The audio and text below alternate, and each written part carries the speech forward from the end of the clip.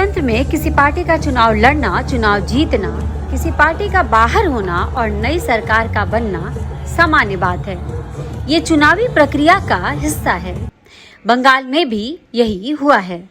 यहाँ भारतीय जनता पार्टी ने तृणमूल कांग्रेस के 15 साल के शासन का अंत करते हुए उसे सत्ता से बाहर किया है। लेकिन इसमें अनोखी बात या नया क्या है? भाजपा के लिए इस जीत के क्या मायने हैं? क्या यह एक राज्य में सामान्य जीत और हार भर है?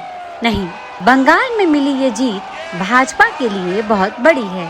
इस चुनाव में भाजपा की जीत से राष्ट्रीय सुरक्षा मजबूत हुई है। बंगाल की सीमा बांग्लादेश से लगती है।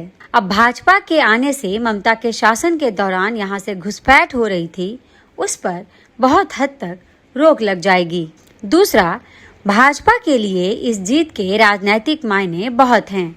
भाजपा जनसंघ से निकली हुई पार्टी है। वही जनसंघ जिसकी स्थापना डॉक्टर श्यामा प्रसाद मुखर्जी ने साल 1951 में की थी। वे बंगाल से थे। राष्ट्रीय सांस्कृतिक और हिंदू राष्ट्रवादी चेतना, जिसे बंकिम चंद्र चटर्जी ने अपने वंदे मातरम गीत से आगे बढ़ाया और जो भावना भाजपा के वैचारिक विस्तार का आधार बनी, वह भी बंगाल से थे। भारत माता की जय, वंदे मातरम जैसे नारे भी बंगाल से निकले हैं। इस तरह से देखें तो बंगाल से भाजपा का नाता बहुत पुराना है। भाजपा लंबे समय से उस राज्य में जीत हासिल करना चाहती थी जो एक तरह से उसका वैचारिक उत्स था। लेकिन 1953 में मुखर्जी के निधन के बाद वह राज्य में कमजोर हो गई। दरअसल मुखर्जी के बाद बंगाल में उनके जैसे कद्दावर और मजबूत नेता का उभार नहीं हो पाया। वहां हिंदू राष्ट्रवादी चेतना कमजोर पड़ती गई। बाद में कांग्रेस और लेफ्ट की सरकारों ने हिंदूवादी राष्ट्रीय विचारधारा को लगातार हाशिए पर रखा और कमजोर किया। कांग्रेस के 30 साल और लेफ्ट के 34 साल के शासन के दौरान बंगाल में हिंदू और हिंदुत्व दोनों को उपेक्षित रखा गया। 2011 में ममता बनर्जी जब सत्ता में आई तो वह लेफ्ट से भी 4 कदम आगे निकल गईं।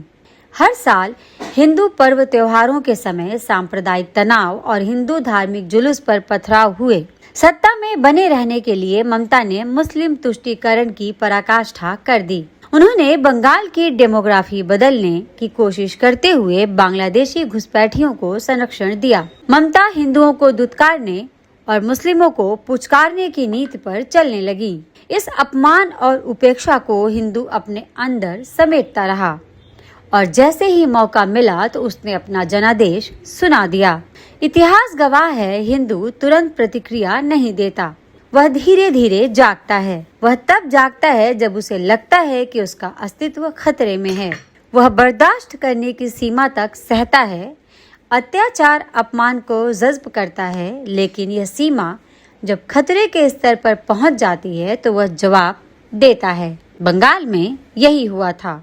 कांग्रेस और लेफ्ट के शासन में हिंदू और सनातन दोनों को दबाया गया। उसे उसका स्वाभाविक हक और अधिकार से वंचित रखा गया। अब बंगाल में भाजपा का आना सनातन और हिंदू राष्ट्रवादी चेतना की घर वापसी होने जैसा है। यही नहीं, भाजपा ने इस चुनाव में विपक्ष के मुस्लिम वोट बैंक की राजनीति और उसके मिथक को भी तोड़ा है। अब 30 से 35% मुस्लिम वोट बैंक जीत की गारंटी नहीं रह गया। बंगाल और असम में भाजपा ने इसे कर दिखाया है। दोस्तों, हमारे इस वीडियो को लाइक, शेयर और चैनल को सब्सक्राइब जरूर करें। धन्यवाद।